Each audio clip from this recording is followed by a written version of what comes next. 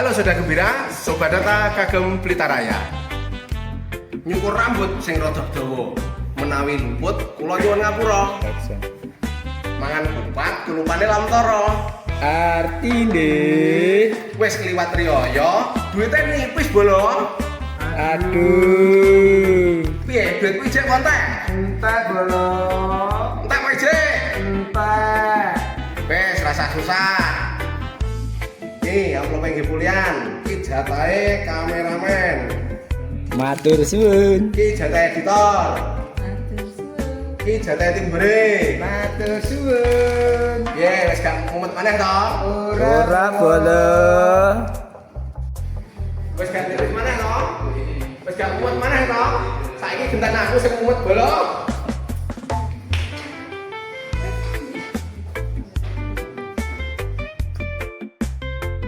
Gak usah pusing mas, nanti sebentar lagi akan ada sensus ekonomi 2026.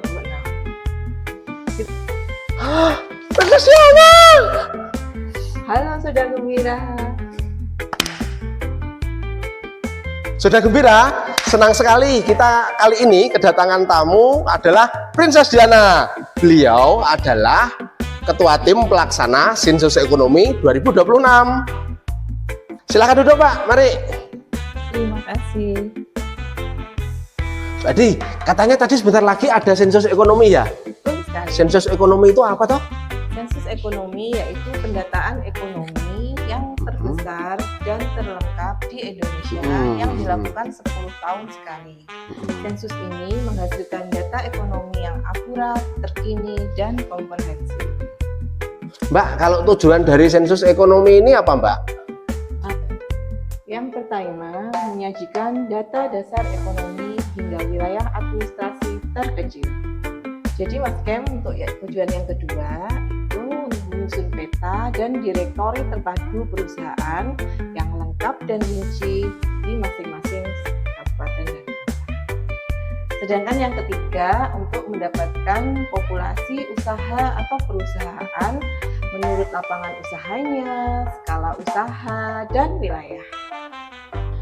Untuk yang keempat jadi tujuan sensus ekonomi ini untuk menyusun kerangka sampel yang lengkap untuk survei ekonomi lainnya. Wah, berarti sensus ekonomi ini sangat penting sekali ya Mbak dan bermanfaat bagi pemerintah, masyarakat maupun usaha-usaha ya. Betul sekali. Mungkin Mbak Diana bisa menjelaskan lebih rinci lagi manfaatnya untuk kita semua kepada Soda Gembira, bisa dijelaskan? Oke, jadi manfaat yang diperoleh oleh pemerintah yaitu mendapatkan data terkini sebagai landasan perencanaan dan evaluasi kebijakan ekonomi yang lebih akurat dan tepat sasaran. Sedangkan untuk sektor bisnis, sensus ekonomi ini menghasilkan informasi dan data yang bisa digunakan untuk strategi bisnis. Misalkan nih, pelaku usaha dapat terbantu dalam memahami tren, peluang, dan tantangan bisnis di berbagai wilayah. Kalau untuk peneliti dan akademisi, mereka dapat memiliki akses ke data yang lebih lengkap dan detail sehingga dapat mendukung penelitian mereka. Sedangkan untuk masyarakat sendiri, masyarakat dapat menerima manfaat dari kebijakan ekonomi dari pemerintah. Selain itu, masyarakat bisa memiliki akses data untuk berbagai kepentingan. Wah, manfaatnya banyak sekali ya ternyata ya. Betul. Baik untuk pemerintah, untuk masyarakat, akademisi, dan lain-lainnya juga. Sekarang yang jadi pertanyaan saya khususnya itu, siapa sih yang menjadi cakupan dari sensus ekonomi ini Pak? Oke, jadi sensus ekonomi ini nantinya mencakup seluruh lapangan usaha. Dan usaha apa saja sih yang akan didata? Semuanya. Jadi usaha ekonomi dari usaha mikro, kecil, menengah, dan usaha besar. Untuk lapangan usahanya sendiri semuanya. Jadi dari kategori A sampai dengan kategori U. Kecuali nganu ya pertanian ya. Enggak. Masuk dia sekarang.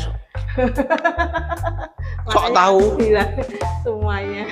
Jadi di sensus ekonomi 2026 ini mencakup semua lapangan usaha, termasuk pertanian. Nah, Mbak, sekarang untuk informasi yang dikumpulkan dalam sensus ekonomi 2026 ini apa saja, Mbak? Jadi yang pertama, detail usaha atau perusahaan. Hal ini mencakup seperti nama perusahaan, alamat lengkap perusahaan, kemudian kepemilikan NIB, sektor usaha yang diusahakan, komoditas utama, dan lain sebagainya. Sedangkan yang kedua, Mas Ken, yaitu mengenai karakteristik usaha. Misalkan jumlah tenaga kerja, penggunaan internet, kemudian kepemilikan izin BPOM, dan lain sebagainya.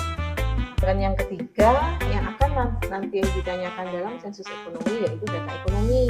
Data ekonomi itu seperti apa sih? Jadi ada data pengeluaran, data pendapatan, dan aset yang dimiliki oleh perusahaan. Yang keempat, ini yang beda dari sensus ekonomi sebelumnya, yaitu mengenai data sosial keluarga. Geser itu ya. Ya, betul. Jadi nanti akan ditanyakan seperti keterangan perumahan, keterangan kepemilikan aset, dan keterangan anggota keluarga. Mbak Diana, ini kan yang ditanyakan tentang hal-hal yang bersifat pribadi ya. Itu mungkin sebagian masyarakat atau saudara Bira itu merasa khawatir dengan keamanan datanya gimana, apakah nanti dipublikasikan atau gimana? Jangan khawatir. Jadi saudara gembira, dalam sensus ekonomi 2026 ataupun sensus lainnya atau survei lainnya yang dilaksanakan BPS, kerahasiaan informasi dan data yang diberikan oleh responden dilindungi oleh undang-undang. Tepatnya Undang-Undang Nomor 16 Tahun 1997 tentang statistik, khususnya pada pasal 21. Jadi di dalam pasal 21 ini, data yang diberikan responden kepada BPS dirahasiakan. Jadi saudara gembira, data yang diperoleh melalui sensus ekonomi ini bersifat rahasia. Tapi Mbak Di, masih ada satu lagi nih, kadang-kadang yang menjadi ganjalan bagi teman-teman atau responden itu, kalau sensus nanti takutnya ada pajaknya naik nanti. Itu gimana Mbak? Tenang Mas Kem. Jadi seluruh kegiatan yang dilakukan BPS, baik survei ataupun sensus, tidak berkenaan dengan pajak. Hal ini juga tertuang dalam Undang-Undang Nomor 16 Tahun 1997 tentang statistik, pasal 15. Dalam pasal 15 ini tertulis, survei yang dilakukan oleh BPS tidak berkenaan dengan pajak. Catat. Nah Mbak, itu untuk membuktikan dan membedakan bahwa petugas itu benar-benar dari BPS apa Mbak? Oke, jadi yang pertama, petugas itu membawa surat tugas satu BPS. surat tugas. Yang kedua, petugas memakai nemtek oke. yang ada barcode-nya. Kemudian yang ketiga, petugas sensus ekonomi itu memakai rompi sensus ekonomi 2023. Yang keempat sendiri, petugas membawa hard copy kuesioner atau membawa HP kalau memang menggunakan CAPI.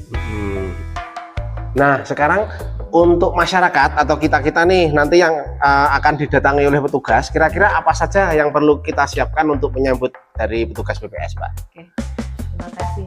Jadi yang pertama, kami memohon masyarakat untuk bisa menerima petugas sensus ekonomi dengan baik. Petugas kami yaitu petugas pilihan yang sudah melalui proses rekrutmen dan kemudian mengikuti pelatihan, sehingga petugas sensus ekonomi ini memang petugas yang berwenang untuk melakukan pendataan data ekonomi pada masyarakat. Kemudian yang kedua yang perlu disiapkan oleh masyarakat yaitu identitas. Identitas ini mungkin seperti KTP, itu. Kemudian kakak mungkin bisa juga ya. Kemudian untuk keperluan dokumen usaha, misalkan NIB. Dan kemudian yang ketiga, kami berharap sekali masyarakat dapat menjawab pertanyaan-pertanyaan dari petugas sensus ekonomi ini dengan jujur dan akurat. Jadi Mas Kem, kerjasama yang baik dari masyarakat akan akan membantu proses pendataan lebih lancar, sehingga hasilnya data ekonomi akurat dan terkini. Data dari sensus ekonomi ini nantinya akan merumuskan kebijakan ekonomi yang lebih akurat.